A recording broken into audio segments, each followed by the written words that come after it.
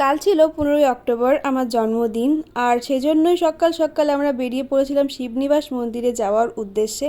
এবারে জন্মদিনটা ভেবেছিলাম একদম সিম্পলি ভগবানের দর্শন করেই কাটাবো, যার কারণে সকাল সকাল দুজনে মিলে বেরিয়ে পড়লাম। এত সুন্দর ভিউ আর এত সুন্দর ওয়েদারের মধ্যে দিয়ে আমরা পৌঁছে গেলাম শিবনিবাস মন্দিরে। এখানেই আছে এশিয়ার দ্বিতীয় বৃহত্তম শিবলিঙ্গ।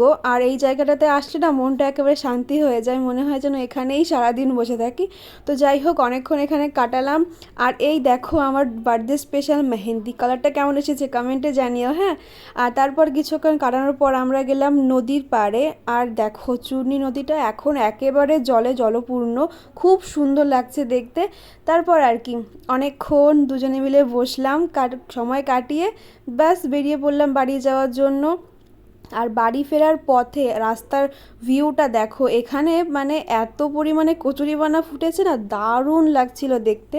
তো যাই হোক, অনেক রাস্তা পার করে বগুলাতে এসে এতগুলো চকলেট নিয়ে বাড়ির দিকে রওনা দিলাম। তোমাদের ভিডিওটা কেমন লাগলো অবশ্যই কমেন্টে জানিও। ভালো লাগলে একটা লাইক করে সাবস্ক্রাইব করে দিও। তো আজকের জন্য টাটা।